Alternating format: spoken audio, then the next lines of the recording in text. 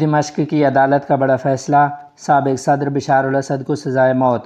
تفصیلات کے مطابق شام کی ایک فوجداری عدالت نے آج 11 اگست 2026 کو سابق صدر بشار الاسد کو جنگی جرائم اور انسانیت کے خلاف جرائم کے مقدمے میں غیر حاضری میں سزائے موت سنا دی ہے۔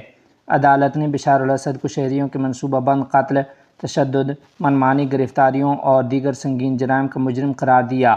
عدالتی کارروائی کے مطابق ان جرائم میں خانہ جنگی کے دوران بچوں سمیت شہریوں کا قتل بھی شامل ہے۔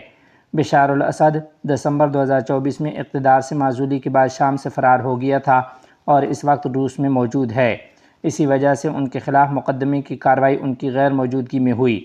عدالت نے بشار الاسد کے علاوہ ان کے بھائی ماہر الاسد اور سابق سیکورٹی عہدیدار عاطف نجیب کو بھی سنگین جرائم کے مقدمات میں سزائے موت سنائی ہے۔ یہ فیصلہ شام میں سابق حکومت کے عہدیداروں کے خلاف احتساب کے عمل میں ایک اہم پیش رفت قرار دیا جا رہا ہے۔ بشار الاسد کے خلاف یہ مقدمہ شام کی طویل خانہ جنگی کے دوران ہونے والی مبینہ انسانی حقوق کی سنگین خلاف ورزیوں پر پہلی بڑی عدالتی کارروائیوں میں شامل ہے۔